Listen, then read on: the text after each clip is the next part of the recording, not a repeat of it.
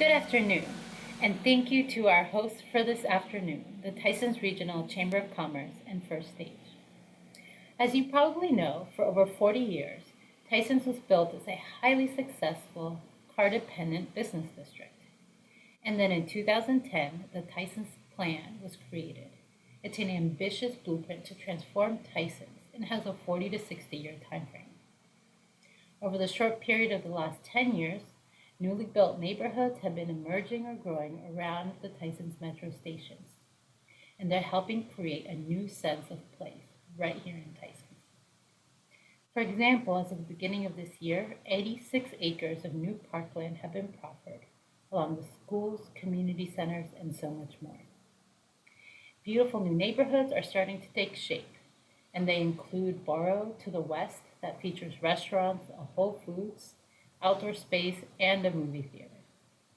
To the east, we have the envisioning of Scotts Run, a new urban place with parks, open spaces that integrate a Stream Valley Park, and will soon see the Capital One Hall, a public-private partnership just to its north, opening next fall, that will bring international and local talent right here to Tysons. To help move beyond these immediate metro station developments, we will need to address our last mile challenge, and we'll need even more innovation to help us get there. One recent example that we could consider is the partnership that Fairfax County launched for an autonomous electric shuttle right in the Mosaic District that brings Relay, a partnership with Virginia and Dominion, to our community to help try to address this challenge. We must also commit to bringing more affordable and workforce housing to Tysons. As of August of last year, 752 units have been proffered and 4,200 units were approved to be built. But we know the majority of our workforce in Tysons still cannot afford to live near or in our community. Though progress has been made to make Tysons an inclusive district to live, work, eat, and shop, we still have a ways to go. Together, we will be able to create a dynamic community that serves us all. And I look forward to hearing the many innovations and ideas that we will be hearing this afternoon. Thank you for participating, and I hope we can get together in person next year. Thank you to Providence District County Supervisor Dalia Palchek for kicking off today's discussion. Let me just say, nobody puts Tysons in a corner. I'm Brenda McRoberts, and I'm chair of Tysons 2050. Welcome. We're coming to you live from First Stage in Tysons. Tysons, what will it look like in 30 years? Well, as we look ahead in 30 years, we have to take note of where we are today. And I have to say that 2020, in our isolation, has made us more aware of how connected we are. Tysons Regional Chamber has sponsored this event and presented this event for the last 4 years because we believe in making connections that matter, as do our members. It's going to take all of us working together to make Tysons a vibrant community where people live, work, and play. Speaking of connections, let me thank our sponsors. Our presenting sponsors are the Borough, Comcast Business, Fairfax County Economic Development Authority, and Transit Screen. Our panel sponsors are Apple Federal Credit Union, Arts Fairfax, DMV Creative Services, Northwestern Mutual, Pella, and Trebla Consulting. We had a great group of people who made up our Tysons 2050 task force, and they are Mike Batt, Karen Cleveland, Donna Halloran, Reggie Holmes, Angela Incerello, Rich Luttrell, and Dr. Mo Springer. Most of all, let me thank our technical producer, Alex Smith. All right, so let's get right into the program. Joining us virtually will be Saul Glasner. He is president and CEO of Tysons Partnership. Tysons Partnership is working to make Tysons the next great American city. So please welcome Saul. Good afternoon, everybody. My name is Sal Glassner, and I am proud to serve as CEO of the Tysons Partnership. Thank you for inviting me today to share with you some thoughts about Tysons. What makes it such a critical area within Fairfax? How are we evolving? What is its future? And what role does Tysons Partnership play in all this? Now, I realize I'm speaking to an audience of Tysons stakeholders, many of whom are also members of our partnership. I don't need to persuade you about the value Tysons represents, but I'd like today to set Tysons within a larger context. So give me a minute to share my screen.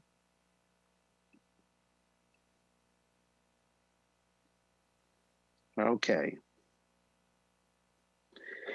Chris Lineberger, a noted urbanologist, teaches at George Washington University and is also affiliated with Brookings, has said that Tysons is the most important placemaking experiment in America. That's a pretty bold and grand statement. If you're uncertain or skeptical, I hope that by the close of this presentation, you'll understand why he makes that statement. By sheer size, scope, and scale, what we are trying to accomplish in Tysons makes other placemaking arenas look very small. Overlay the Tysons geography onto a map of DC, and you'll see that Tysons stretches across east to west, 4 square miles, 2,500 acres. And for reference, National Landing is 1 square mile, or 640 acres. Roslyn is not even a fifth of a mile, or 104 acres. In fact, add up the areas of all the District of Columbia business improvement districts, and you get acreage that is just slightly greater than Tysons' 2,500 acres. We are the 15th largest central business district in the United States, between Cleveland and Minneapolis. Now consider what we started with. Ribbons of concrete roadway surrounding acres of office park and surface parking, anchored by 2 regional shopping destinations.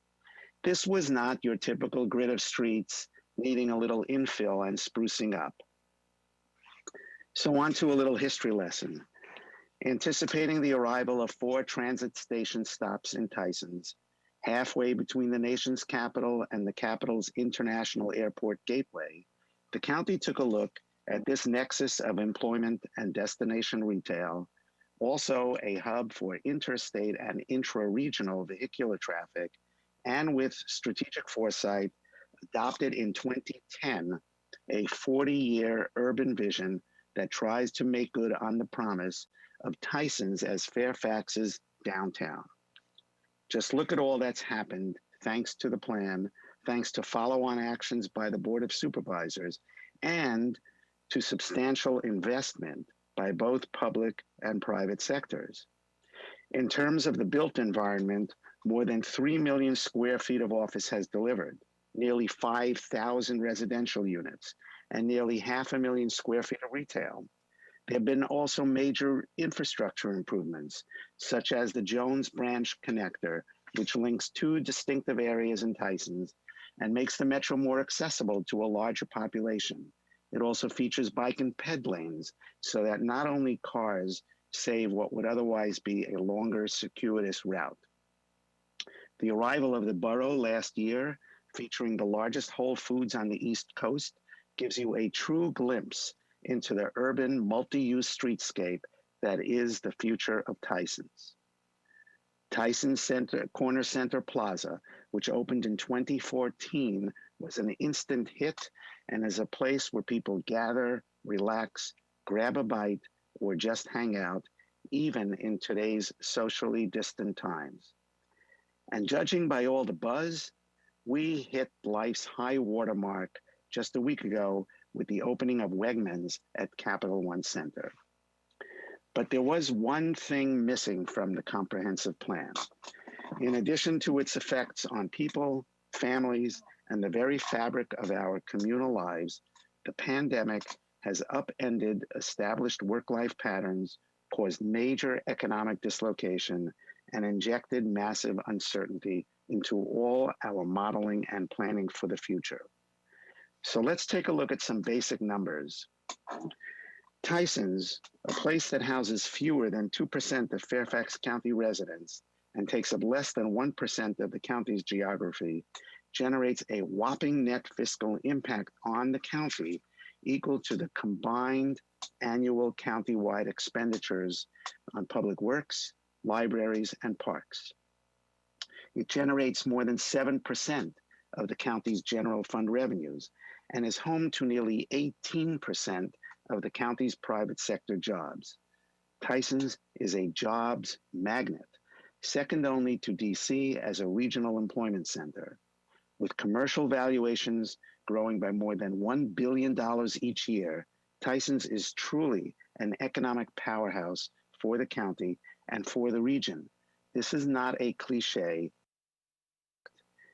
And keeping that perspective in mind, it is clear that Tysons holds a key to economic recovery from the pandemic effects for the county and for the region.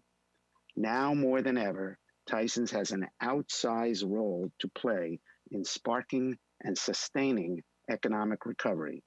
All the ingredients that persuaded the county in 2010 to adopt a plan-oriented investment and urbanization in Tysons shout out the need to double down on those investments and goals. But people ask me, what's going to happen to office? Those 80,000 office workers in Tysons, they're all going to stay home. How will hospitality recover? And what about those malls when everyone is now shopping online? So I don't have an answer. I don't know. And you should stop listening to anyone who tells you they do know. The crystal ball is murky. But I can tell you this. After work from home since mid-March, I can't wait to get back to the office. So maybe we don't have 80,000 in their offices 5 days a week. And maybe offices will need to be reconfigured to give each individual more space when they're physically there. I don't believe office is disappearing, nor do I believe that retail is going away. Our shopping arenas have proved pretty adept at adapting to changing consumer patterns and doing what needs to be done to attract people to their spaces. And let's not forget residential. This, in fact, is the fastest growing element in Tysons. 5,000 units delivered since adoption of the comprehensive plan and lots more in the pipeline. Tysons' soft urbanism, coupled with its central geography, may prove to be irresistible to people looking for a place to live and grow roots. Resi is likely to turn out to be at the heart of Tysons' continuing evolution as a city, which is something that the county's comprehensive plan actually anticipated and encouraged. And that's the other point. Never forget that cities need time to grow organically. It's not just about the pace of development, it's also about changes in human live, work, play patterns. The comprehensive plan sets out a 40-year roadmap, but centers of urban living evolve and grow over a period that is many, many times 4 decades. So let me tell you a little bit about us, the Tysons Partnership. We were part and parcel of the county's plan from the get-go. We were called out in the comprehensive plan as an implementation entity. The county encouraged Tysons landowners, employers, retailers, developers, and others to come together and form, together with the county, a public-private partnership.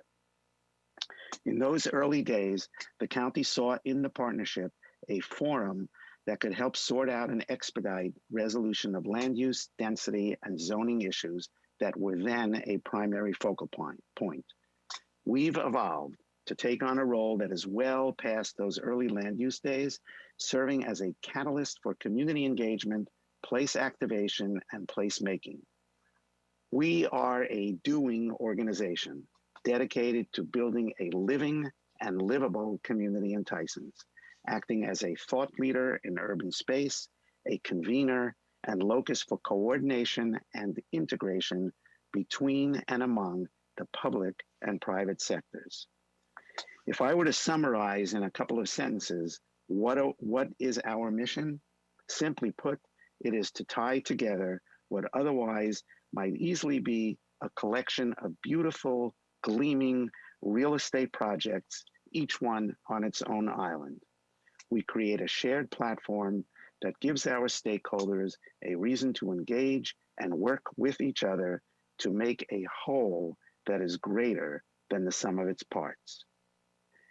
And what exactly do we do? So business improvement and community improvement districts and similar type organizations are widespread and successful throughout the country and also overseas. Like all of them, we work to advance a community-led vision using a toolkit of programs and initiatives that are designed to engage, to build brand, to enhance place, to integrate public and private spheres. So I could break this down into 4 core work areas. Research, planning, and economic development.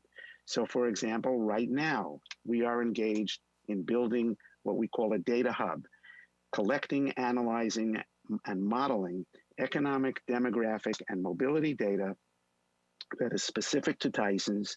That data will populate an interactive dashboard that will anchor our website and will be used to drive a growth strategy planning process, which we expect to launch early next year in cooperation with the county and with the Economic Development Authority. Placemaking, activation, and management. So this includes events, creating conditions that help transform physical space into emotional place. A good example is the public art installation the partnership enabled, which then helped transform a blighted corner of Tysons into a setting for what became the wildly popular Tysons Beer Garden. Communications and place branding. So we've been working for more than a year to shape a Tysons city brand image and toolkit that will anchor our stakeholders' efforts to attract people to live, work, and play in Tysons while building the world-class brand that attracts the investment needed to fuel this thriving urban setting for Fairfax. We're coordinating our city brand efforts with the county's EDA so that our Tysons-focused branding reinforces and is reinforced by the branding aimed at Nova and Fairfax more broadly. I heard somebody mention a few minutes ago, America's next great city. So it is true that we have used that to brand ourselves for a number of years, but we are going to be repositioning Tysons away from that brand, which some say has gotten a little tired over time, and we're going to be launching a completely new approach to positioning Tysons for the future. And of course, intertwined with everything is transportation and mobility, which is all about moving the needle on access to, from, and within Tysons. We were designated by the county in 2014 to be the Transportation Management Association for Tysons. Now that role includes delivery and coordination of travel demand management services, but it's so much more. Being creative in programs to encourage multimodal connectivity and behavior patterns. Now look, there are lots of challenges ahead. Let's talk for a few minutes about those challenges. Here are 4 big ones that are front and center for Tysons Partnership. Connecting the 8 neighborhoods of Tysons, fostering a multimodal future that makes Tysons accessible and easily navigated on foot, on a bicycle or a scooter, and also by car. So when you step out of your apartment and you can see that office building that you need to get to by noon, you can actually get there without necessarily jumping in your car and turning on Waze.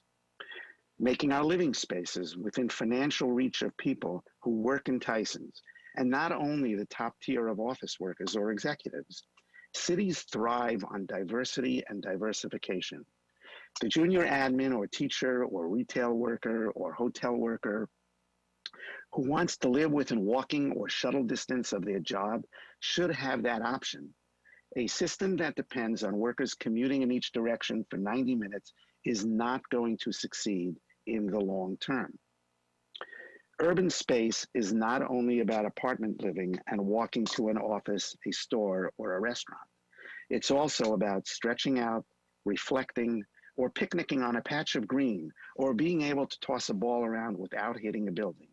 But green space in urban centers does not necessarily look the same as green space in areas that are dominated by large single-family homes.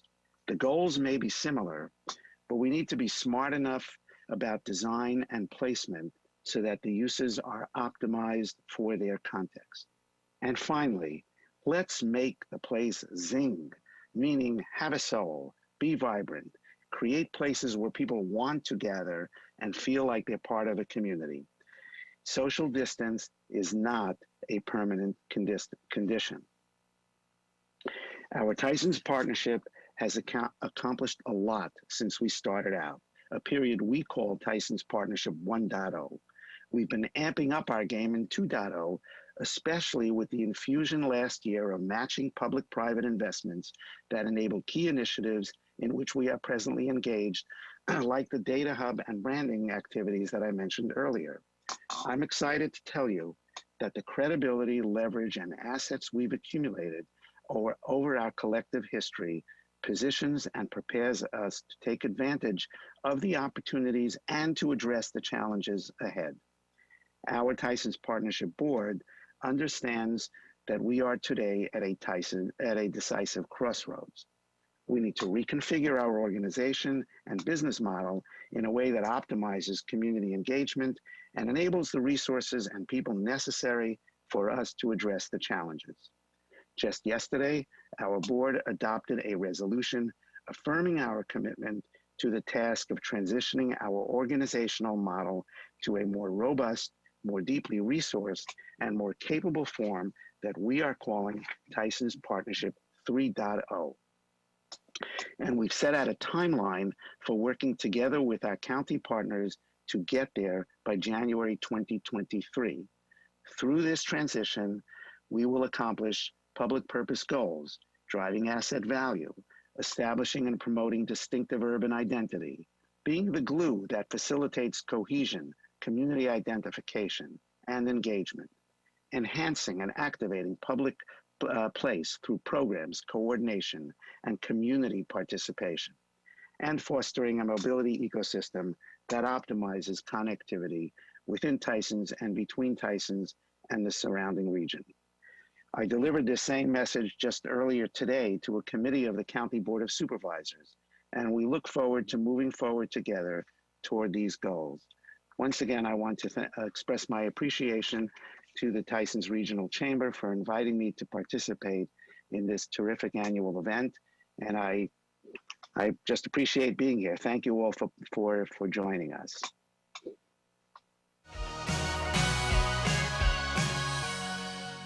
So you're a small business, or a big one. You were thriving. But then, time to think, plan, pivot. How do you bounce back? You don't. You bounce forward with serious and reliable internet, powered by the largest gig speed network in America. But is it secure? Sure, it's secure. And even if the power goes down, your connection doesn't. So how do I do this? You don't do this. We do this together. Bounce forward with Comcast Business. Thank you, Saul, and welcome, everyone. My name is Karen Cleveland, and I'm the president and CEO of Leadership Fairfax. I've had the privilege of working in this community for over 30 years, and it has been so remarkable to watch the entire Fairfax County develop, but especially to watch Tysons turn into the city of its dreams. For those of you who have attended this event for the past 4 years, you might remember that we had 3 separate panels, one that looked at living in Tysons, one at work, and another at play. The crossover between all of those areas has been remarkable, so this year we decided to combine them all. So let me introduce our panelists today. Starting from my right, please welcome Mike Whatley, who is Vice President of State and Local Affairs at the National Restaurant Association, where he advocates on behalf of the restaurant industry in all 50 states. Additionally, Mike oversees the Restaurant Advocacy Fund and the association's grassroots programs at the federal, state, and local levels, including the annual Public Affairs Conference. Prior to working at the association, Mike worked in Congress for the House Oversight Committee. He graduated from Claremont McKenna College with honors in government and received his MBA from Georgetown McDonough School of Business. Welcome, Mike.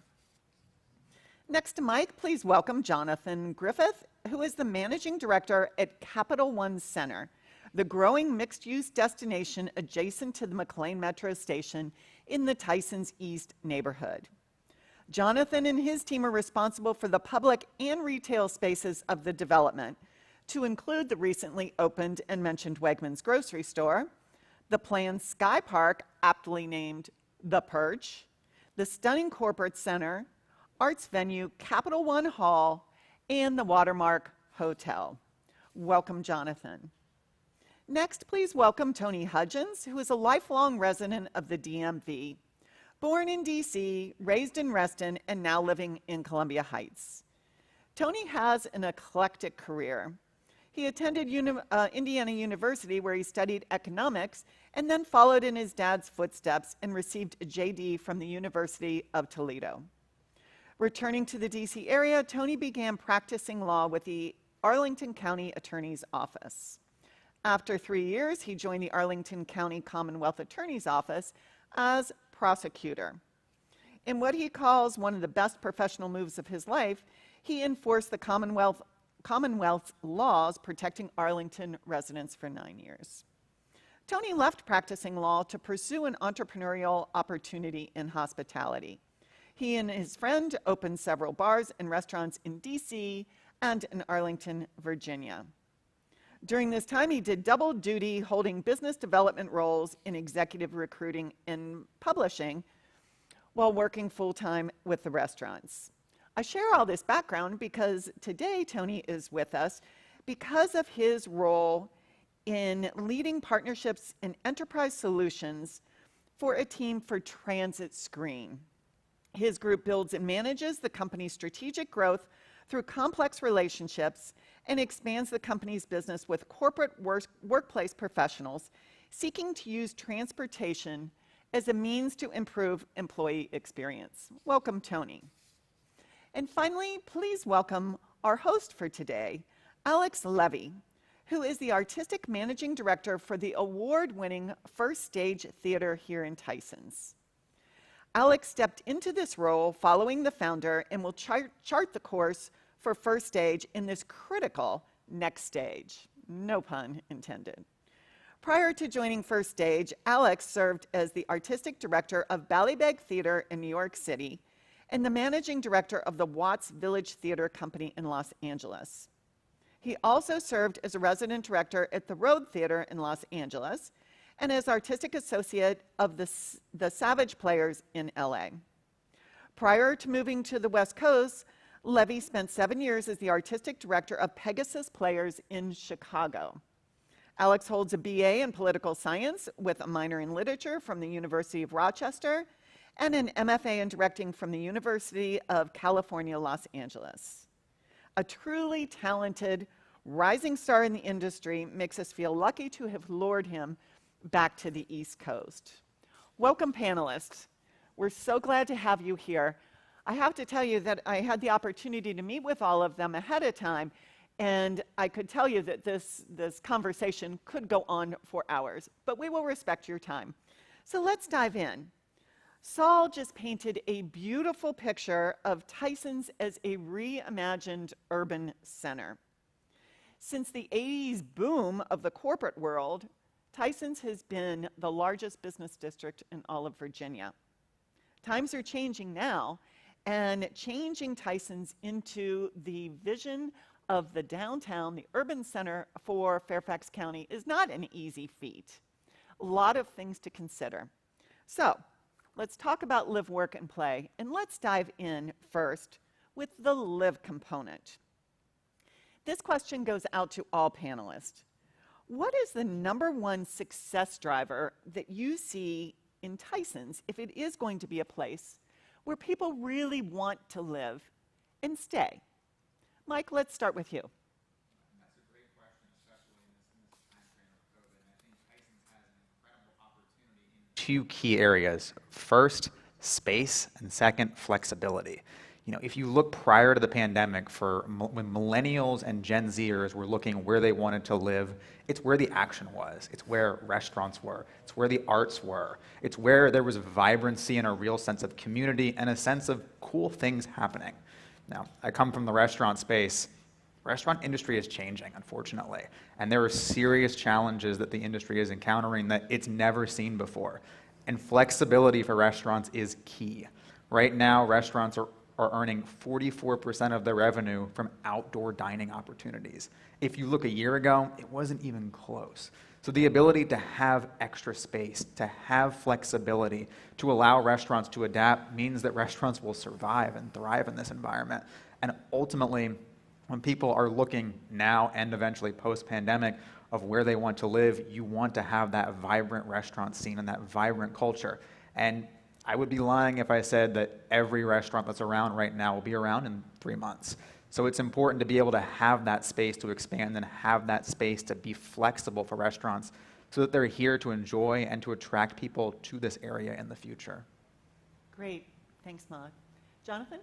I think it's really choice, and it's the diversity of choice, whether it's the personal choice about where you eat, the personal choice about maybe where you enjoy a movie or where you enjoy an event, but creating that diversity of choice so that people have options, and options within their neighborhoods, options within their community. They're not traveling to be able to experience a different culture, a different diversity, a different place to eat. So I think that having local choice is really what's going to create Tysons as a burgeoning community. Great. And Tony, how do you look at it?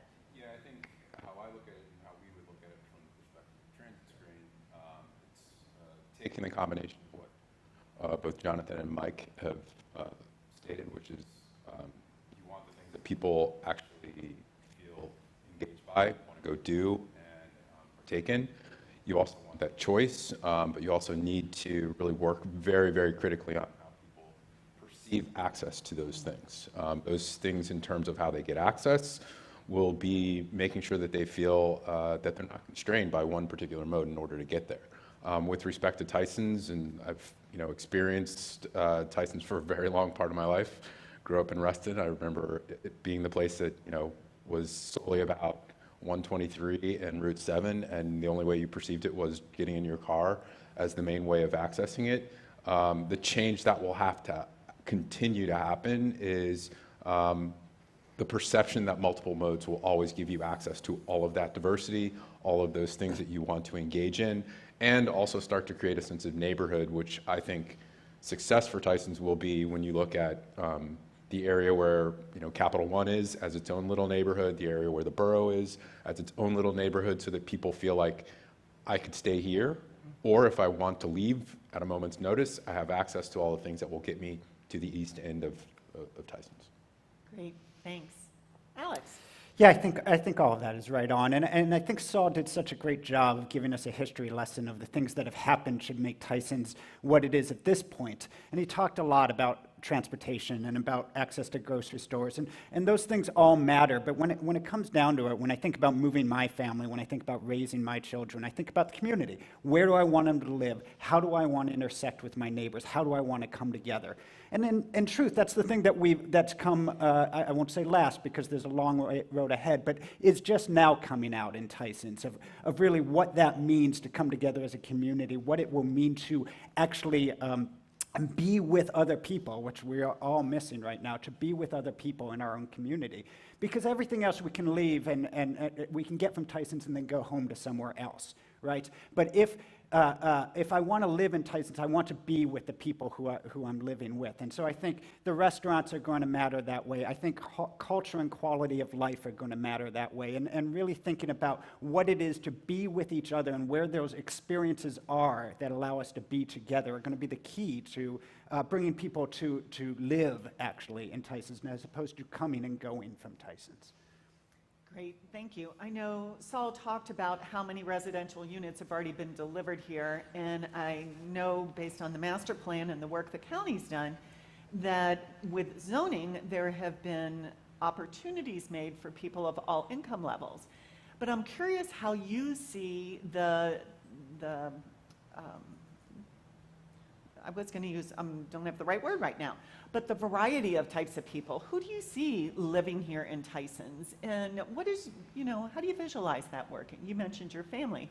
Alex, do you see this as a place for people of all generations and types? I think it's going to be, but I think we're still figuring that out, and I think that's an important thing for us to be thinking about. I mean, we still have an affordability issue here, right? I mean, I work in the arts. My staff works in the arts. It's hard for us to live in this community right now, but that's changing, right?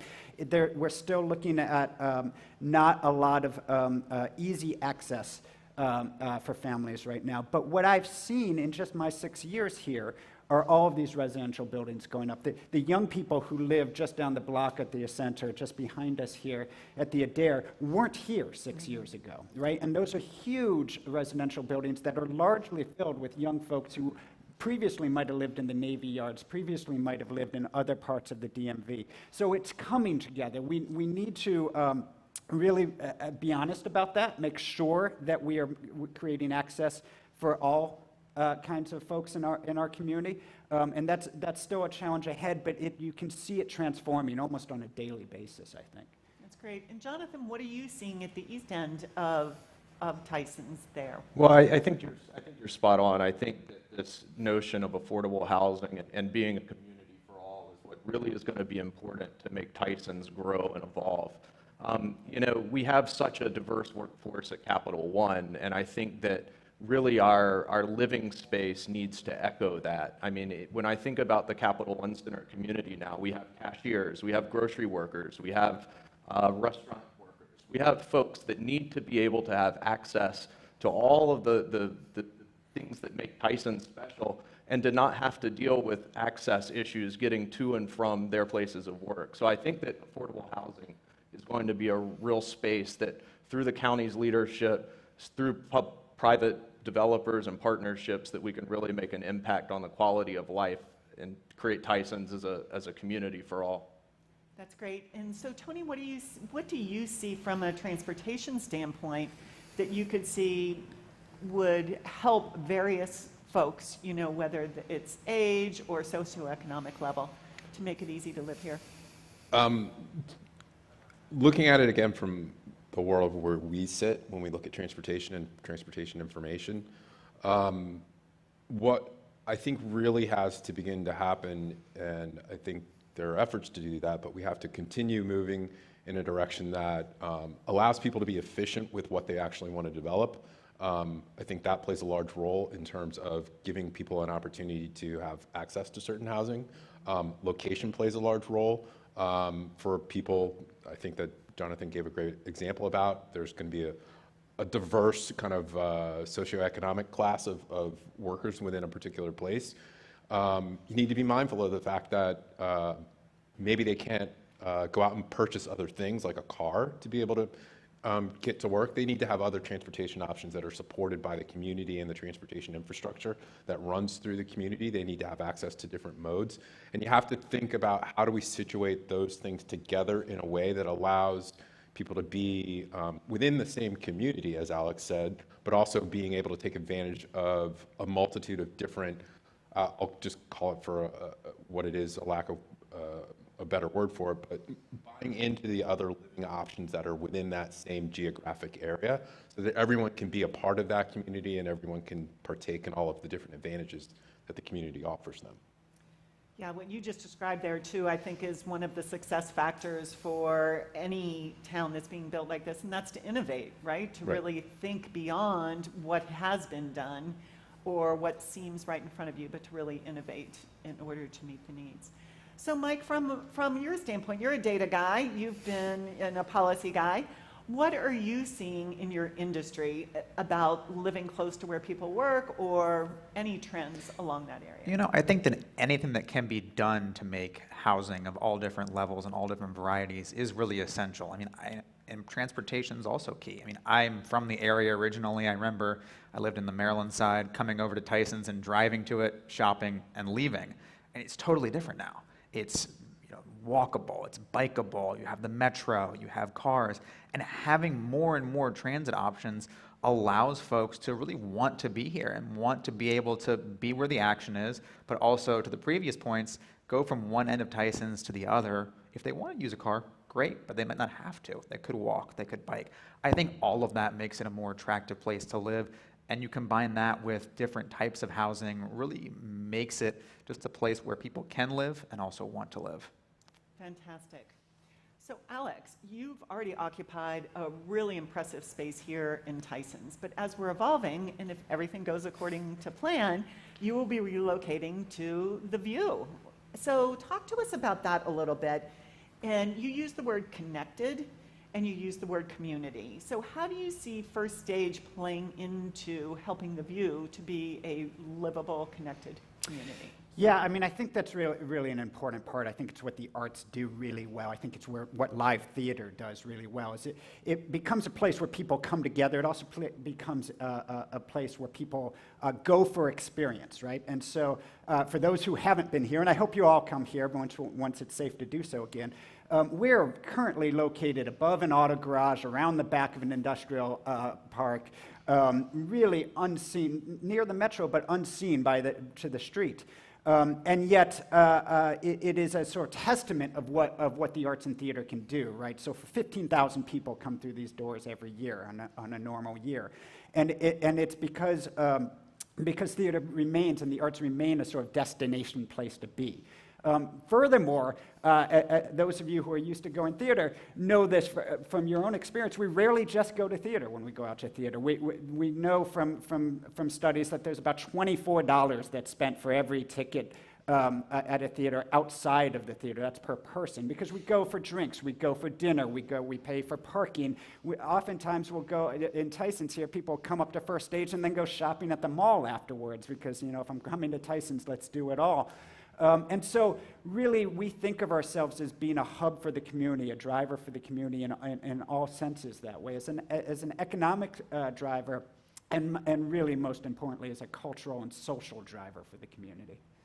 Great. Well, thank you so much. This is really bookending Tysons, if you will, with First Stage being at the View down on the western side, and then of course Capital One with big plans around the arts in your development up there. So Jonathan, talk to us a little bit about too how you see the arts. A lot of people might think you two are competitors, but I know, having spoken to both of you, you really look at each other as supporting the arts and the importance of them in your community. We are. I think you're spot on. I don't think there's any competition here. There's such a deficit of arts and arts venues within the county, within Northern Virginia, that having options, having, different places that people can come and gather is what's really going to be important. I think that what Alex and First Stage are doing will be a very nice partner in what Capital One Hall is trying to achieve. In some fashions, the venues are very different in terms of their size, in terms of their configuration. And I think there's going to be a really kind of incubator type style environment that occurs to really elevate, promote the arts within the county. I do want to give a quick shout out to Arts Fairfax. I think that they are really going to be kind of the spine, the thread that brings arts to the community, that really starts to make some really special connections. And we're just so excited to partner with them as Capital One Hall opens through our relationship with Fairfax County to really just be that facility, to be that organization that helps to grow arts for our community, because I think culture is really kind of the missing link. When we spoke about live, work, and play, there's kind of that third, that sixth sense almost, that's culture and the arts, that's really going to bring a community together and cause Tysons to thrive. Great. That's a perfect place to pause right now for another word from one of our sponsors. Thank you. We'll be right back.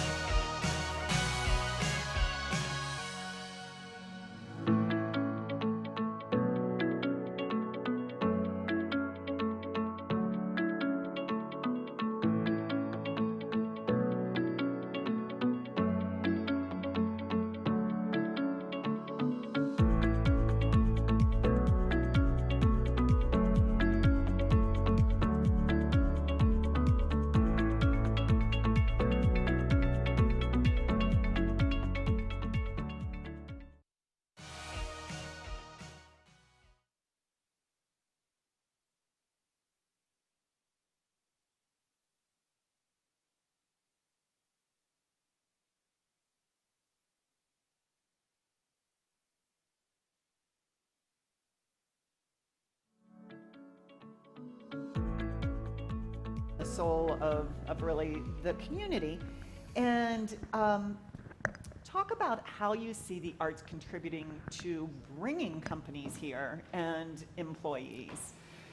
Yeah, I think that's really an important thing. You know, I've been to all of the Tysons 2050 events, and I always really enjoyed when they were separated. I'd enjoyed listening to the work and the live aspects. And one of the things that I hear over and over again from our business leaders in the community is that their number one challenge, of course, is recruiting and retaining talent at their companies.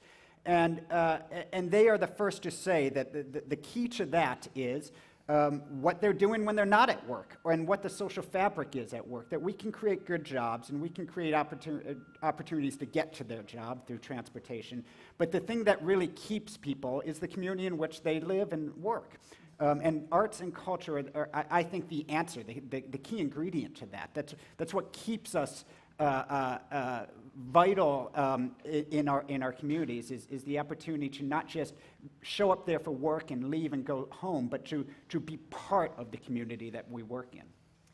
And I think we know this from the work that the Economic Development Authority does, that the diversity in our region, which includes the diversity of the arts along with everything else, is a big driver for the employers who are looking to relocate here. So Mike, talk to us a little bit about that, how you see the restaurant industry and the workers. We're in the work session right now, so how's that changing, and what are you seeing for the future? You know, I think there have been a lot of changes, and our industry is changing honestly more than a lot of industries have. And you know, it is changing in terms of the specific tasks that workers are doing and what restaurants are functioning as. I mean, I look back to the beginning part of the pandemic when restaurants were focusing as almost grocery stores. And I was getting my groceries at home from founding farmers who was delivering groceries to me. So you had workers who really were changing their traditional roles. They might have been a bartender, they might have been a food runner, but instead they were a delivery driver. So there was that flexibility there, and you know, the workforce was changing. Post-pandemic, I think we're going to continue to see that in our industry of the roles of restaurant workers in the restaurant, and even the hours they're working and the hours that restaurants are open are going to change quite a bit. So again, going back to the previous comments about flexibility, I think that really is key for our industry. I could see a tie-in with the transportation that Tony was talking about earlier too, or the mobility of this with more people with takeaway services and all of that, and how do you move that around in an effective way? Tony, do you see that as part of this creative solution? So I think where we are with the pandemic is a little bit of a challenging time because it presents a quandary in terms of what we think will attract companies to a particular geography, how they will view recruitment, how they will view being a part of the ecosystem where, you know, restaurants, arts, shopping, entertainment, living all plays a role in who they are going to be in that ecosystem. The way we look at it, I think what we are expecting is there's going to be an evolution of how companies look at a couple of different things. It's going to be where I need to be situated based on the type of workforce that I have. Where do I expect to recruit those people from, looking at that type of workforce and the culture I want to have in that workforce. It also will be a right sizing of real estate based on who really needs to be in the office and who doesn't need to be in the office. The answers to those, I think, are still TBD altogether.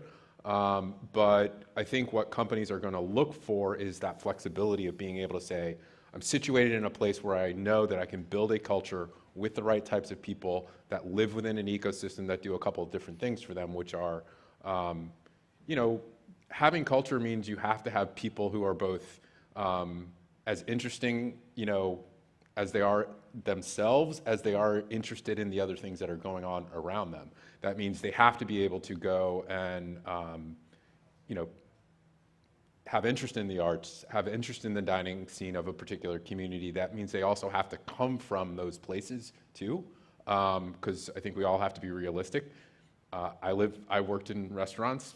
You have people that work in restaurants. It's probably not going to be their jobs all their lives, but at the same time, you want to foster an environment where some people might say that will be my job. That is the entrepreneurial thing that I want to go after. So having that pool, if you will, again, lack of a better word, but having that pool that you can say, whether I am recruiting from that or whether I'm continuing to build on top of an existing workforce, I have these things to offer, and I always also have these things to get from that particular geography.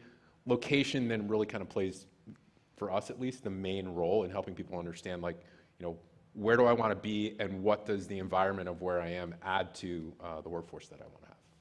When you think about the end game of what Tysons could look like with number of people, and you think about the talent and then the mobility of people, not physical mobility, but from job to job or to grow their careers, I mean, you could stay right within Tysons and spend your entire career here, which is pretty exciting. So Jonathan, talk to us about Capital One. So Capital One is the bank. People don't often think of banks as being very innovative or progressive, but Capital One has been just that, very forward-thinking, not just in the work, but also in the development of, that you're undertaking right now. So talk to us about that mindset and how the vision came to be.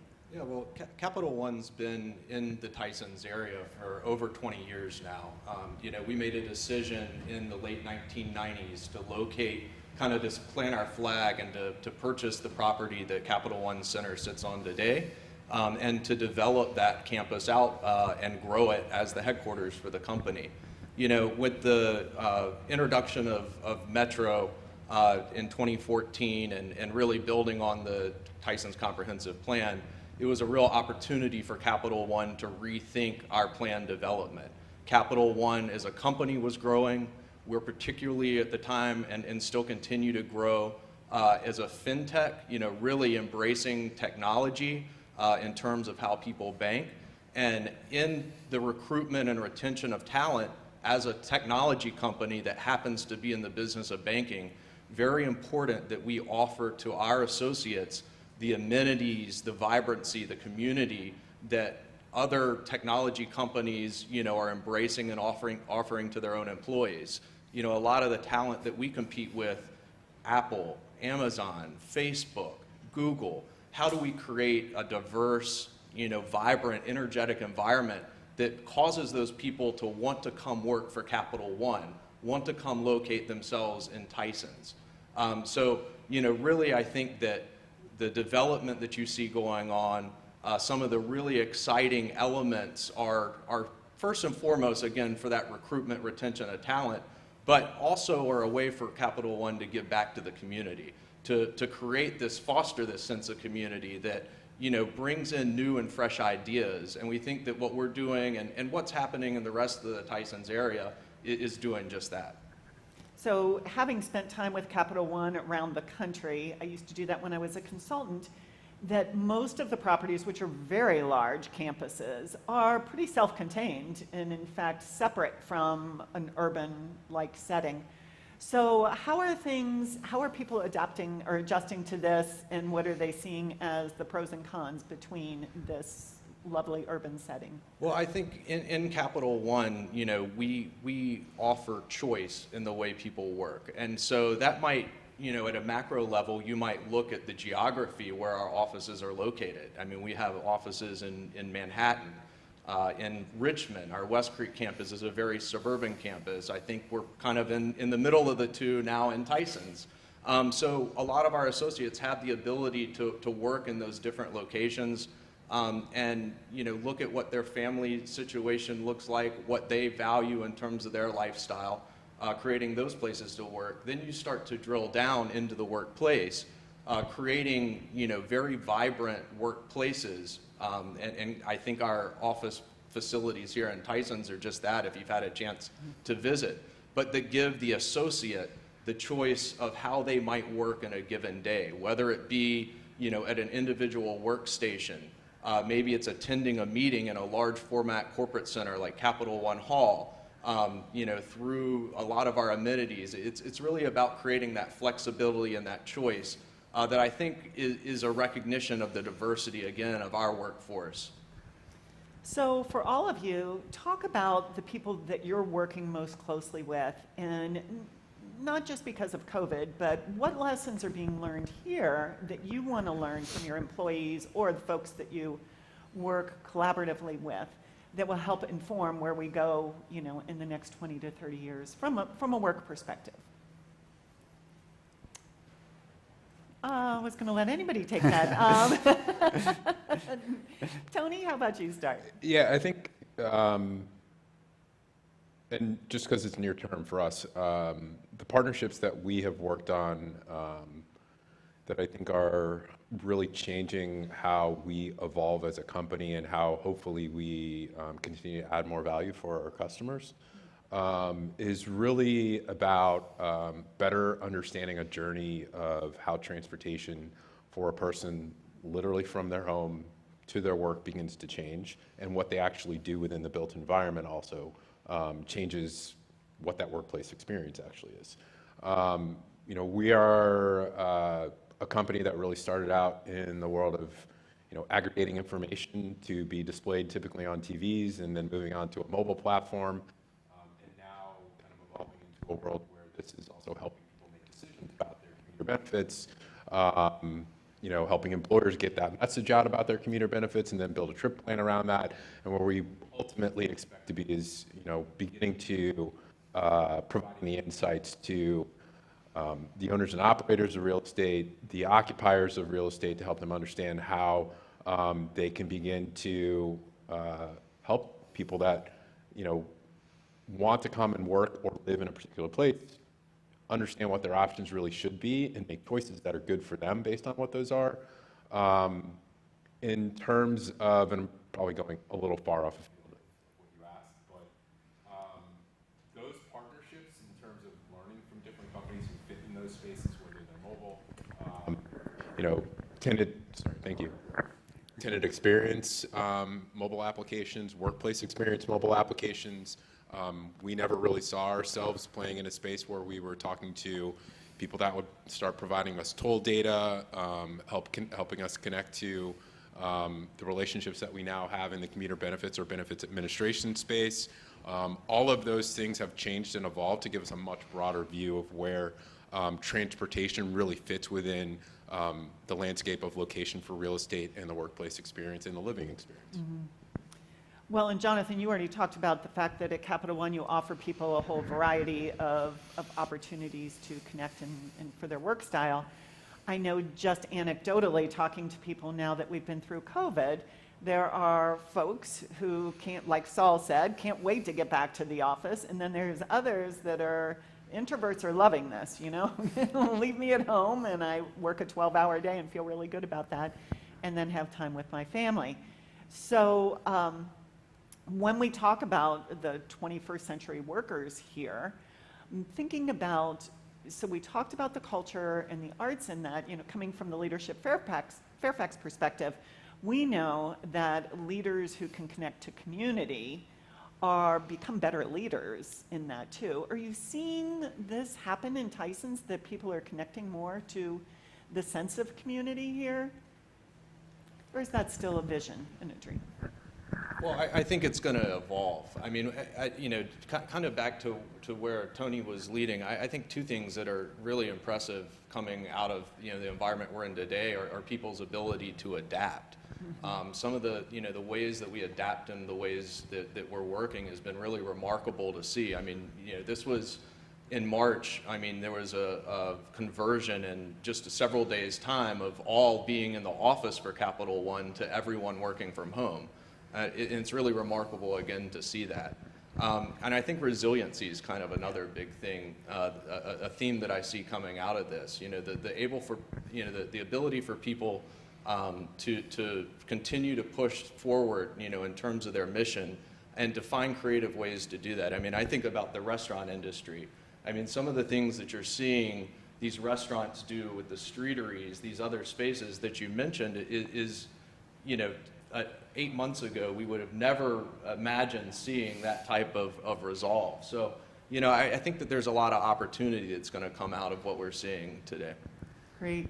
And Mike, I know when you and I had a conversation earlier, you said that the restaurants that are doing the best now were early adapters of technology so that they could leverage their business. Can you talk a little more about that? Yeah, absolutely. Most folks think of restaurants as being a relatively low-tech business, and to a certain extent they are. But if you think about takeout a year ago, you were calling your favorite restaurant, they were probably just putting the order into their computer, you were probably walking inside and paying with cash or paying with a credit card, but it was a very, it's lots of friction in that transaction. Now, you go on an app, you order the food, even from your favorite independent restaurants, not just chains. You go, you order your food on an app, your credit card info is already in there, your phone number is in there, you pull up, you text them that you're there, and the food gets put in your car, and you never actually have a real interaction. The restaurant industry has gotten high-tech overnight, and that has made it a lot easier for restaurants to interact with their customers. But if you look at restaurants that are doing the best right now in terms of technology, it's ones who have the ability to communicate with their customers even when their customers are at home. It's elaborate lists in terms of emails, it's phone numbers for text messaging, it's elaborate social media presences. Those restaurants that have that strong customer base and that customer base that they can communicate with via technology, those are the restaurants that are thriving. And I think you do see a lot of them in the Tysons community, ones that are able to reach out to customers because they have that relationship and tell them, hey, we're working on this special right now. It's Thursday, it's taco night. Come on in if you feel comfortable, or if you don't, do takeout, and reach them immediately and in a personalized way. Those are the restaurants that are succeeding right now. Wow, that's being innovative. So I'm curious, do you see that bubbling up? Because we talked about restaurants being entrepreneurial. Do you see that bubbling up from within, or is this a new industry to help, or a part of an industry reaching out to restaurants? When you and I talked a couple of weeks ago preparing for this, I mentioned that many of the trends we're seeing during COVID-19 were trends that had already kind of begun, but hadn't really caught on yet. So it was a lot more of the dining at home that was being delivered to you or being done via curbside. It was alcohol to go. I mean, in only 3 states prior to the pandemic starting could you get a cocktail to go. And now you can do it in 35 states, including the Commonwealth of Virginia. So you're seeing trends that were beginning at the micro level that have now just exploded. Outdoor dining. We were already seeing outdoor dining becoming a major development for the industry. Now it's essential. And if we as operators are learning anything in the restaurant space, habits that are beginning to develop now are sticking, and customers like them, and they're habits that are not going to go away. So restaurants that have higher tech platforms, restaurants that can do curbside takeout very easily, restaurants that have outdoor patio space, or even kind of these new igloo concepts we're seeing, those are going to stick because customers like them, even once we get past the pandemic. Fantastic. Tony, you were going to make a comment? Yeah, I was just going to draw a connection between something that Jonathan said and something that Mike is now really explaining a little bit more, and I don't know what his feelings are on, say, dark kitchens or ghost kitchens, but the resiliency of the restaurant operator in particular through these times has been really impressive and very adaptive in the ability not just to take on technology, but also to completely change the metrics that impact them through real estate. Now they have completely changed operations where if I don't need a dining room, why go get real estate with dining space when I can still meet my customer virtually and just deliver that or have them come pick it up. So it's also changed location, and what I think it will have an even greater effect moving forward in the future as it relates to location and transportation is now you begin to reimagine what space you have as a real estate owner operator, and you can actually say, well, now particularly a restaurant that doesn't need dining rooms and people in it all the time really is a viable option for me because I can put it somewhere. I can have them turn part of parking that maybe I couldn't have, added a car to. Now it's a commissary for them to be able to go and store their goods and build, most of their main staples so they can streamline how they, fashion their kitchen. So it's just this kind of thematic thing going on about how people are beginning to evolve and deal with the challenges that are kind of put in front of them. And how's that intersecting with the whole food truck growth that was happening before COVID?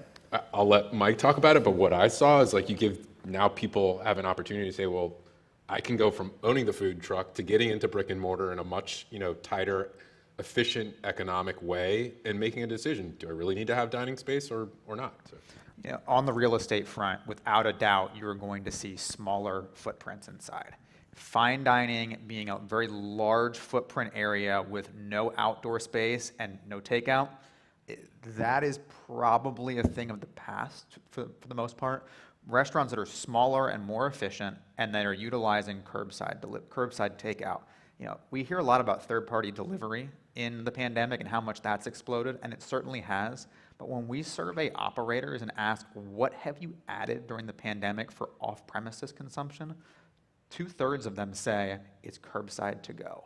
So third-party delivery is huge, but curbside to go has been the real winner here. And that's an advantage for Tysons, I would say, over DC or over other areas that are very, very built up. Because here you have the ability to make curbside work better because there is more room. Looking at the ghost kitchen concept, it's not a zero-sum game. You're seeing a lot of restaurants that are saying, I can do a ghost kitchen in addition to my additional offerings. And some of the more clever businesses we're seeing out there may have had certain items, for example, that their kitchen staff like to make for family meal. And they're now offering that to the public as a separately branded restaurant that is only virtual. It's really cool stuff. You're not seeing it everywhere, but you're seeing certain brick and mortar restaurants that online are actually 2 or 3 restaurants because they're offering different items under different brands under the same roof. That was a trend that was beginning to be there pre-COVID, but it's a concept now that really has exploded.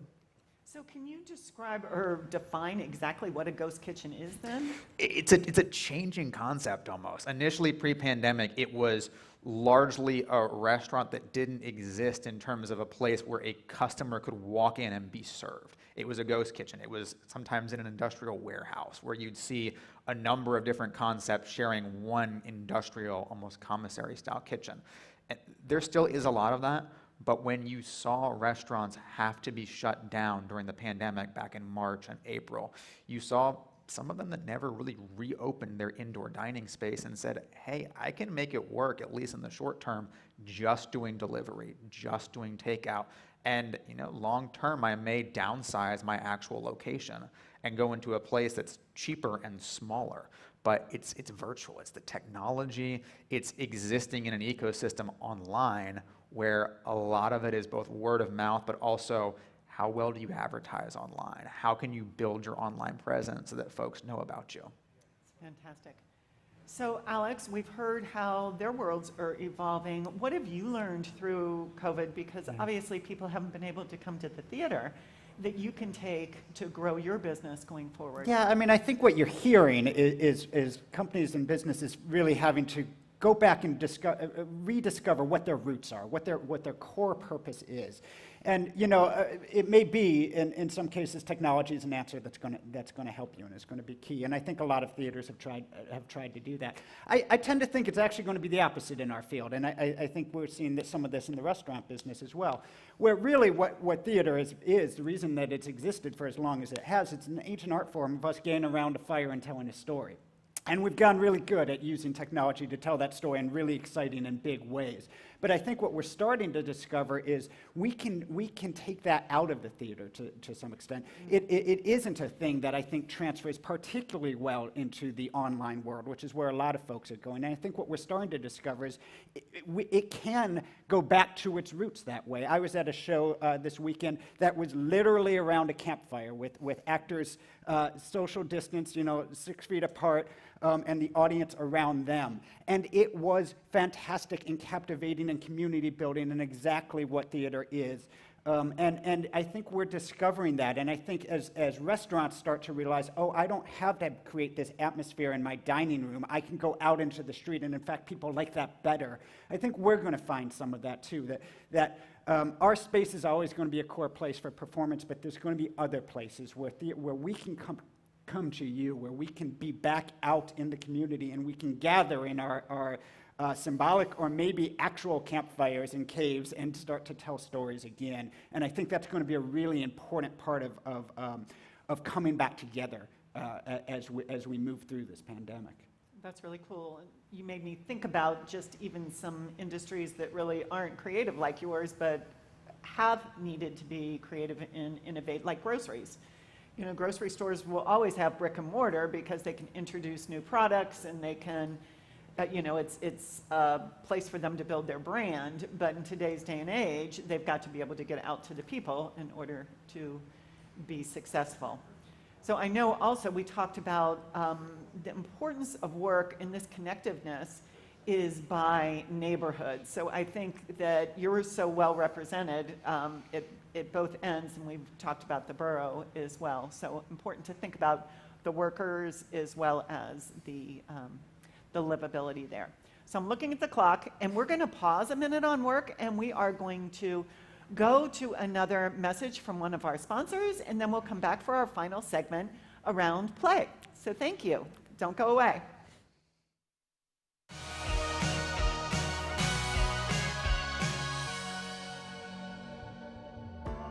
Home to 260,000 square feet of restaurants, retail, grocery, and entertainment, the Borough Retail Program is the neighborhood's biggest placemaking accomplishment. Anchored on one side by the East Coast's largest Whole Foods market, and on the other by a 14-screen movie theater, the Borough Retail has been carefully curated with everything from neighborhood-serving nail and hair salons to destination chef-driven restaurants.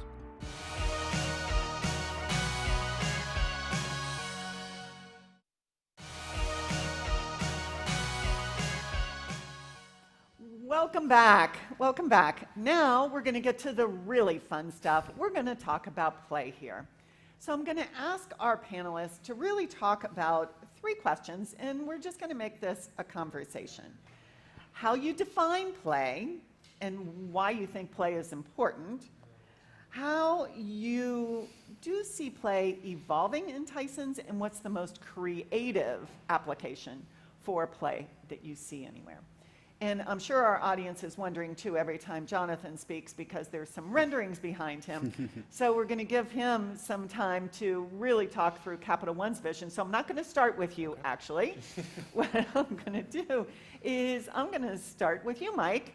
And if you could talk to us about what do you see as play? And yeah, I think play, especially as it relates to restaurants, it's having a scene. It's having the ability to go out and have a night of fun or an afternoon of fun or a brunch of fun or whatever time period it is, but having the ability to really get what you want and having a diversity of different options. So if I think about some of the most vibrant and fun corridors around town, but also around the country, it's places where you can go out and you can have a drink at one restaurant, but then hop over to a different restaurant that is whatever cuisine you might want and have dinner there, and then go somewhere else and meet up with some friends elsewhere. But there's something for everyone, and there's just such diversity. And I think Tysons is beginning to get there, and every additional restaurant that we get around here is essential because having the ability to make really a quote-unquote night of it, of being able to go to various places and not, you may have your favorite restaurant, but you have, 5 or so that you really like and that you can hop around to. I think having that scene and having that diversity of choices really is important because that makes it a destination so that your friends want to come visit you in the area if they're not living in the area, but also gives you as an individual who lives here, different options, so it's not always the same thing. So Tony, you've seen a variety of places growing up in Reston, in one sense of play there, and then living in the district. How do you define play? I mean, for me, play is really best defined through how do you choose to entertain yourselves. I think it comes with a myriad of options.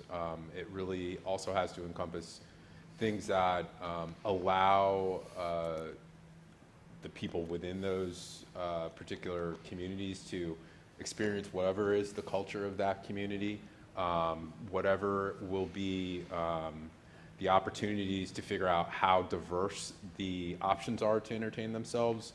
It could be food, it could be green space, it could be the opportunity to go out and ride your bike at your leisure and get your exercise in. It could be being able to just simply hang out, and it could be going to see a play or a drive-in movie.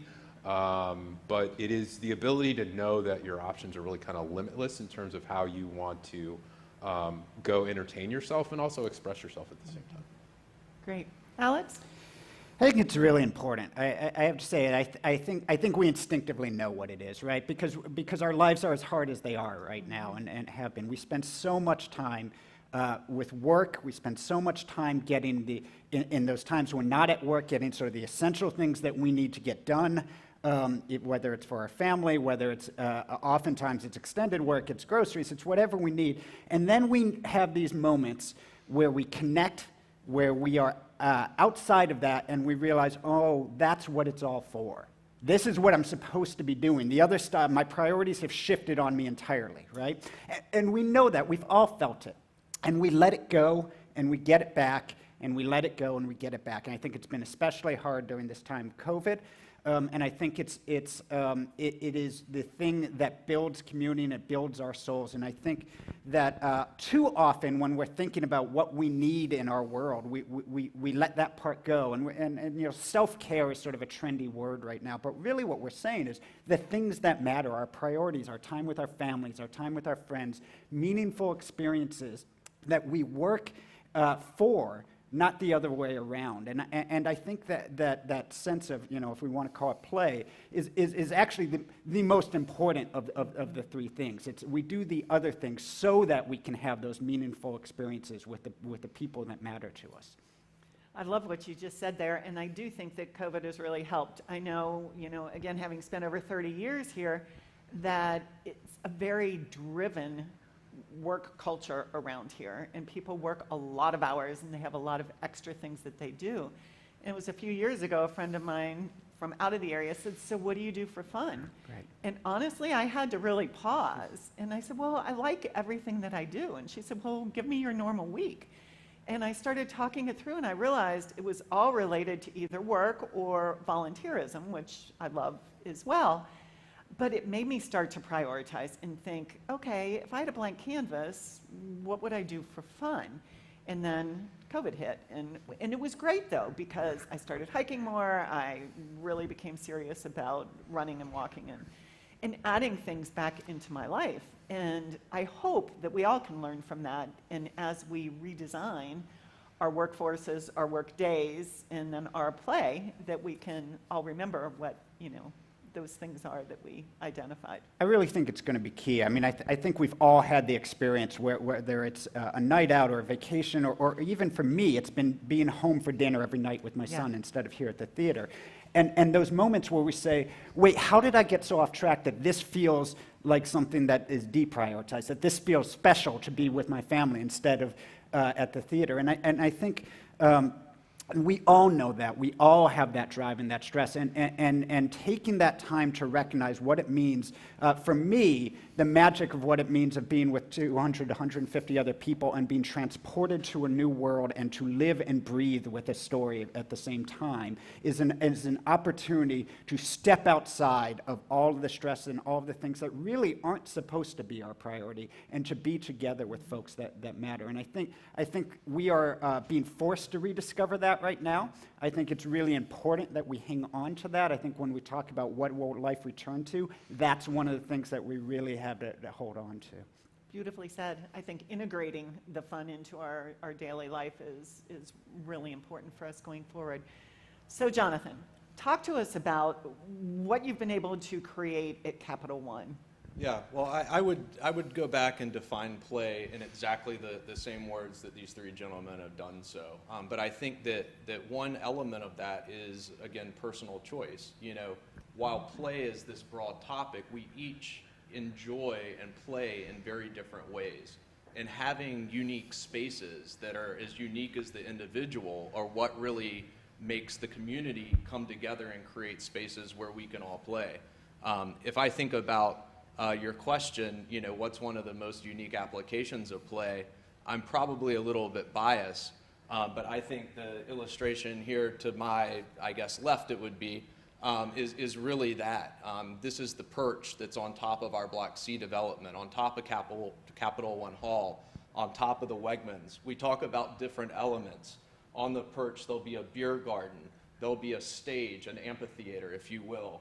There's public art. That art is interactive. You can actually play and engage with the art itself. There's bocce courts. There's a great lawn. There's a small dog park.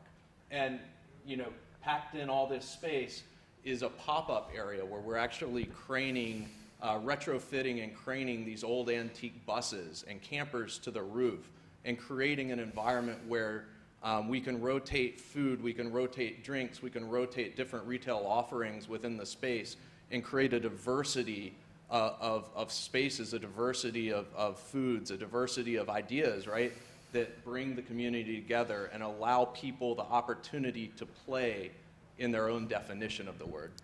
Well, that's fantastic. I love you use the word rotating, obviously for food, but that really brings me to flexibility of opportunities for play. Clearly, as Saul was talking about, there is a master plan for Tysons, but cities have to be iterative in that they will evolve on their own. What do you think is important for the planners to think about, and for Saul's group to really think about, so that we have that flexibility and ability to integrate play into the neighborhoods? Alex? Yeah, I think this is a great question. I think it's a really important question. I think it's one that we're just starting to deal with in our specific region. One of the things that I've talked to folks about for a long time is that while Tysons is its own thing, we live in a market that has many different jurisdictions and many different competitions, right? And for example, we talked about Arts Fairfax, which is such an important organization, and which has the funding that is about an eighth of Montgomery County and a 16th of Washington, D.C. We just haven't embraced the priority of it here in Fairfax County and Tysons in the way that we need to. The state of Virginia is 42nd in arts funding, while Washington, D.C. is number 1 and Maryland is number 6.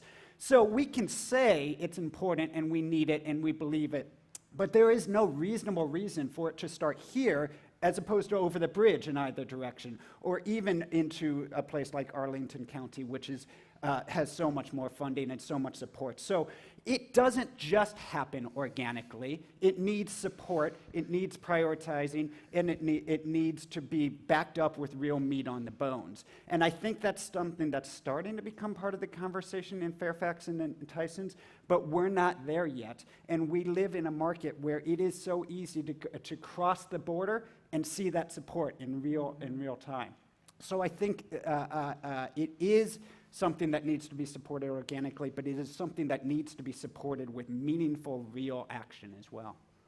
Yeah, we've started to see some proffers. Obviously, you're working with a developer. You have partners in your development as well that allow for some of this to happen, but you still need to come up with funding for your own build-out.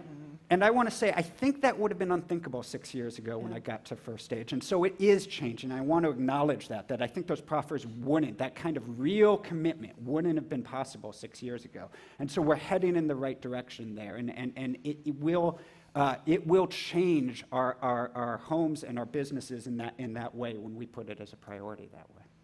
Wow, that's great. That's really great. So talk to me a little more about flexibility of space as the neighborhoods are built out, and what you think is important from a play perspective to keep in mind for the developers and stuff. What are you seeing, Jonathan, since yours I'll take that. I think that we do have to realize that there's a Tysons that is now and a Tysons that's the future. And, it will build, it will grow, but we need to be mindful to make sure that we're creating spaces that, are reflective of our current state, but also that we take some risks, take some opportunity to try to create these vibrant, unique spaces for the future. So I think it's important, and I think the comprehensive plan does a lot of this, is outlining through some of the proffers, like you mentioned, to outline some criteria that need to be held true, for all developers to create some equity within the space, and to really challenge developers to think out of the box, and to partner with other community groups to really listen and understand, what is the need, what is the gap, and to come up with creative solutions to try to bridge that. That's great. So, Mike, you talked a lot about the restaurants and the creative side of the restaurant industry. What do you think needs to be around restaurants to help support them? I think spaces that offer arts, spaces that offer retail, spaces that offer the ability for you to come and just hang out are really important, and that's an essential part of this of creating a vibrant dining scene. It can't just be restaurants. It has to be a variety of different abilities to play, because while I love eating at restaurants and I could make an entire night of just going restaurant to restaurant, that's not for everybody. Some people might want to just have dinner and then go see a show, or go and do something outside. I think you have to have a diversity of different play options around restaurants. You have to have restaurants and lots of them, but you have to have additional other play opportunities, or else people aren't going to want to come back or aren't going to want to live there, because it's almost monolithic. It's just one thing. Yeah. So we have a question from someone in the audience, and this is for you, Jonathan. Deborah is asking if Capital One is looking at their fee model for the hall and renting it out to nonprofits specifically who are struggling right now. Yeah, a great question. I would say that, broadly, we're looking at COVID and what the implications are on for Capital One Hall in a lot of different ways. I mean, you can imagine, as Alex can represent, that the performing arts industry, the arts industry in general, has been one very hard hit by this. So I think all options are things that we're evaluating in terms of how the facility opens, when it opens. But relative to the nonprofit access, there is a very deliberate proffer and agreement with Fairfax County that was worked out for quite some time in terms of how the community is able, through Arts Fairfax, to access the venue at discounted rates. Through those discussions, it was really important that there actually be a charge, a facility use fee for the groups to use the facility. It's much discounted than what it cost an outside organization to come in, but it does hold the user responsible for the space. You don't end up with errant bookings that get canceled. It gives them a little bit of meaningful investment to make them feel like they're part of the venue, and part of the operations of the space. Great. And so are you actively partnering right now with We nonprofits? do. We actually have our first season of county programming in place. Those dates, I don't think we're quite yet able to announce, but they have been decided. They are all on paper. And it's a pretty wide array of programming. We have dance troupes, we have symphonies, we have the Washington West Film Festival will be hosting an event in this space. So it's going to be a great kind of diverse offering that we're excited to unveil here in the coming months, and hopefully are able to open in the fall of next year. Well, I think we're all hoping that by next year we'll be in a much better place. So not everybody answered the question about what you think would be the most creative play use in Tysons. So what's coming up for you? Tony, how about you? I have to be honest, I don't come to Tysons that much. He's a truth teller. Yeah, you gotta be honest these days. I think the things that I have been most looking forward to, actually, I did want to come to the drive-in movie theater at Capital One, because I just thought in times of COVID you can't go to a movie theater anymore. You can't have that proximity to people, and it's been so long since I've gone to a drive-in movie theater. I was like, that is a really innovative way to get me back out and see movies. Whether it's Capital One or others, I think that's a really great way for people to take advantage of, adding a new entertainment way that we can't do anymore back into the mix. But the other thing I would say, and I know Capital One has a beer garden, I know others have beer gardens here in Tysons, I think those things really present one of the best opportunities for people to play for two reasons. Not for the obvious reason, because it's outdoor, you can drink and you can eat. But outdoor spaces also change a way that you can now be collaborative in terms of what you can do. Sure, it's the restaurant space, but it could also potentially be the art space where, maybe a play goes on and maybe you use the things that you couldn't do, again, indoors as a way to go get people back out to a particular place. It also is a collaboration that helps restaurants meet new customers that were probably not going to be the customers they would have been able to meet in this time. But moving forward, once we're out of this particular issue, now all of a sudden I think you put that idea in people's heads that, oh wow, that person's customer can also be my customer and vice versa. And I think it's just a unique way to bring people together. That's a very great point. Thank you.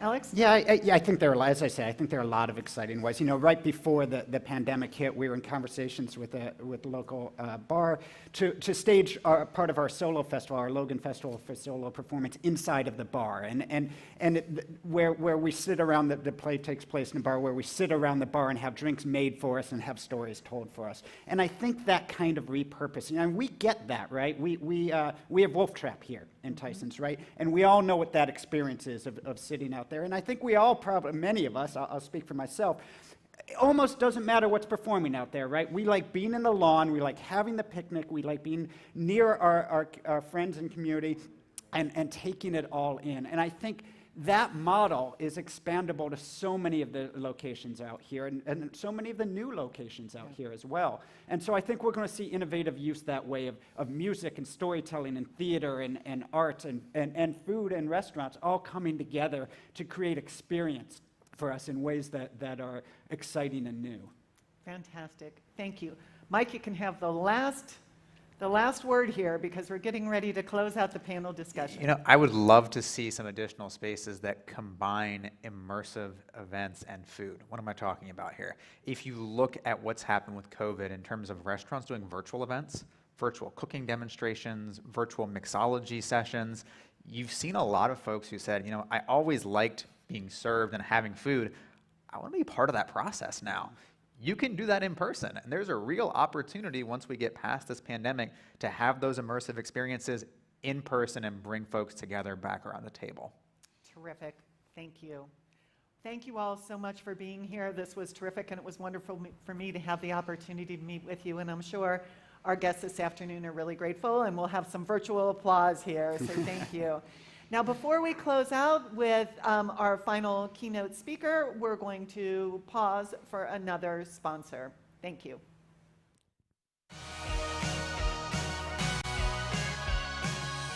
Good day. I am Victor Hoskins, President and CEO of the Fairfax County Economic Development Authority. Tysons is the largest commercial district in Fairfax County, home of Fortune 500 companies, energetic startups, amazing shopping, and great restaurants. And because of all that, it is a hugely important component of our economy. That is why my office is proud to be part of this event today. We promote Fairfax County as one of the best places in the world to work, live, play, and learn. All the changes happening now in Tysons and those planned for the future will make this an even more dynamic and exciting destination. Thank you for joining the conversation today.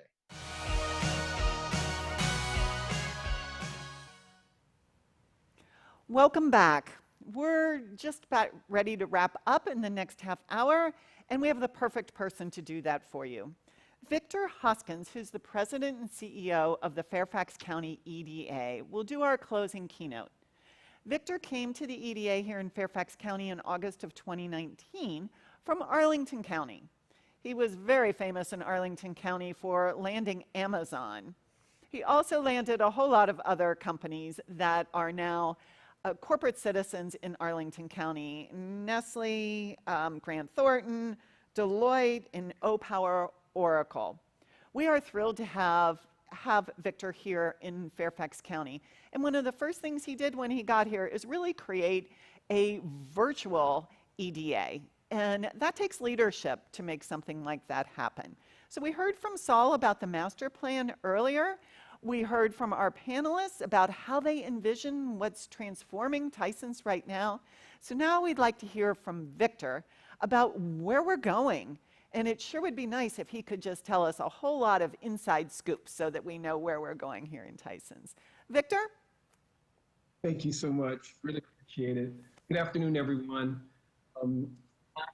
I have to say that Fairfax County is very fortunate to have such an amazing place as Tysons. But I'm sure back in 2010, when the Board of Supervisors and everyone in the community was looking at this, it probably looked like what Thomas Jefferson said, an opportunity, but it was dressed up in overalls and it looked like a lot of work. And it was a lot of work. When you think about it, Fairfax County now has Tysons as a 28.1 million square foot office market. That's out of our 119 million square foot office market in Fairfax County. We are the second largest office market in the country. The only one that comes close to us is, and that's a county, is Orange County, California. And you are our center. You are our urban center with a great vacancy rate of only 13.4%. And a development pipeline that anyone would envy. You have 60 million square feet coming forward. And it's always been an incredible location, right between DC and IED, right off the Beltway, with wonderful, incredibly undergirding of great education in the region, great safety, wonderful communities. But thanks to this vision that the Board of Supervisors adopted in 2010, Tysons is transforming into an urban, walkable, transit-oriented, mix of uses, upscale residences, new streets, new street grids, amenities, and a lot of the things that that your panel just talked about. Those places that bring energy to a location. This is one of America's largest redevelopment projects. And it is no mistake that it is extraordinarily important to us.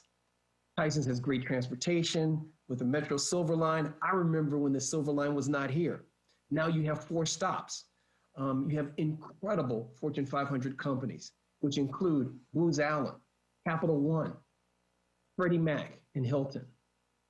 Tysons will continue to be attractive to corporate locations, largely because Tysons' partnership in the private sector have joined together to make it an even greater place. Major initiatives by the private sector that are turning Tysons into a far more incredible place, really very different from office parks.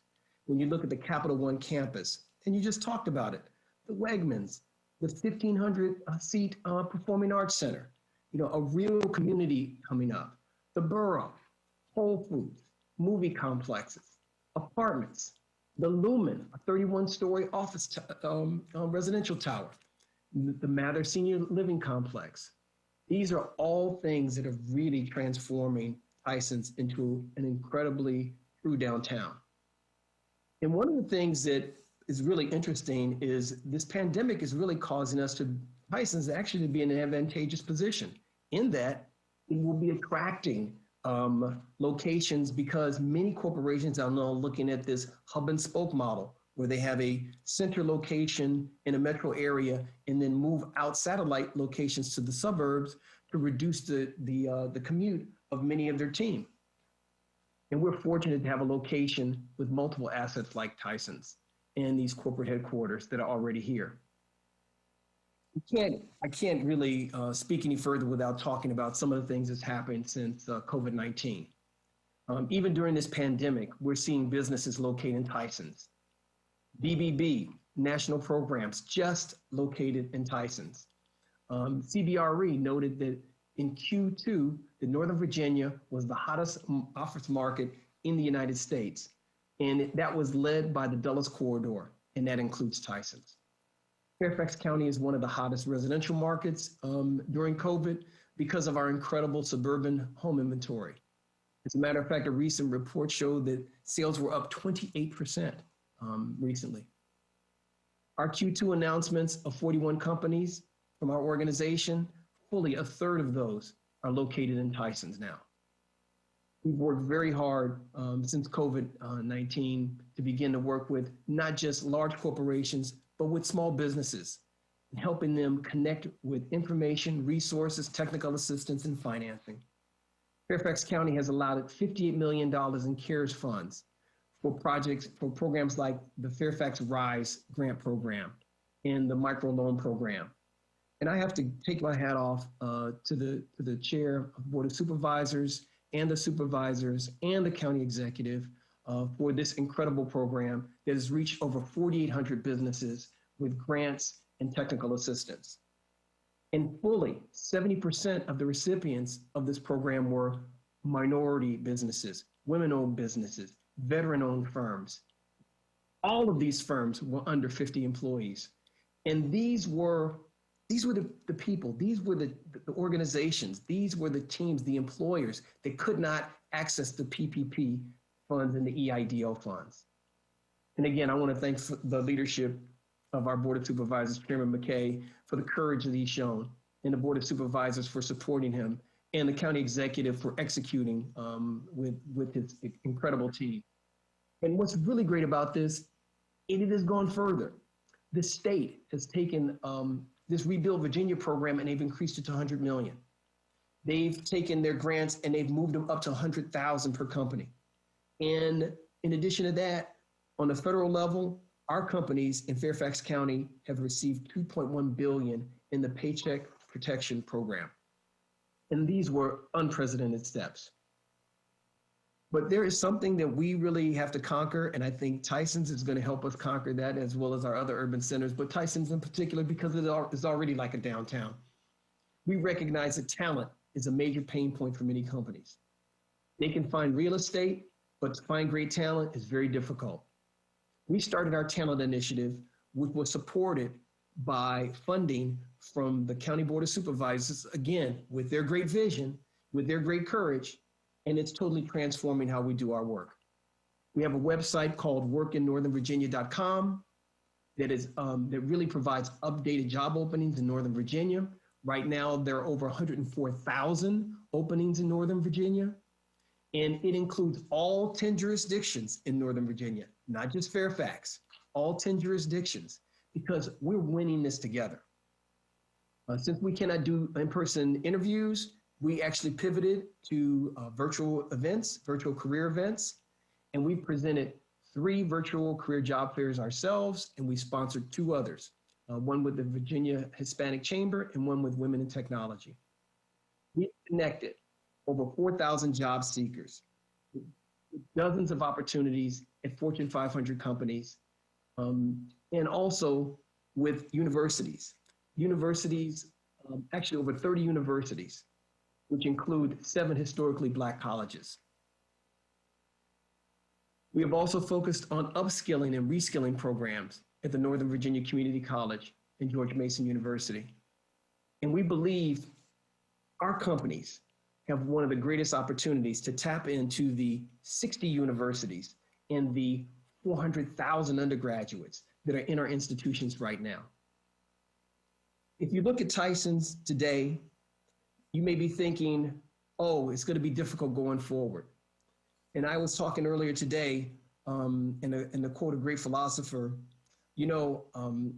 character is formed in the crucible of adversity. And in that crucible, the heat is so hot that it burns off the dross and it leaves a pure metal. In this case, that metal is character. And the character of Fairfax and the character of Tysons and the character of our nation is really going to be our power going forward. To me, I'm extraordinarily optimistic. I can see Tysons rivaling downtown Chicago. I can see Tysons rivaling downtown Boston. I can see Tysons rivaling downtown Los Angeles. To me, that vision is not hard to see. And the reason why is because so much groundwork has been laid. And some people think that COVID-19 is going to take us off track. Well, I was listening to an interview by Doris Kearns Goodwin the other day, and she said something very powerful. She said, nothing can stop our nation. We are resilient.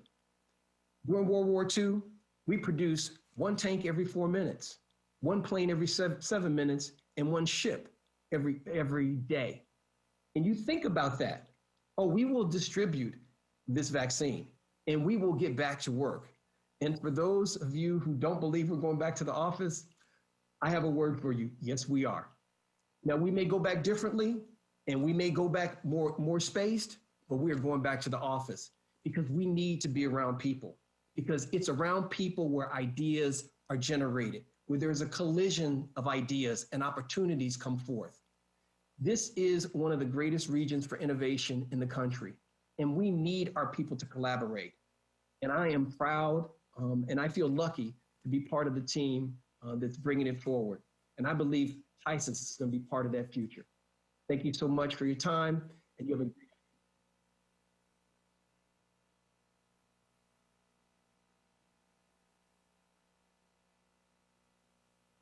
looking to hand so he knows I'm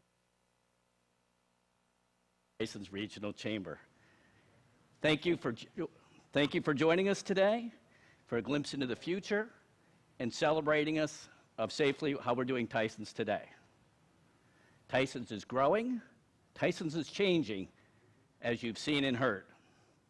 The Tysons Regional Chamber, the Tysons Partnership, the Fairfax EDA, our community invites you to discover more about what Tysons is in its safe and friendly venues.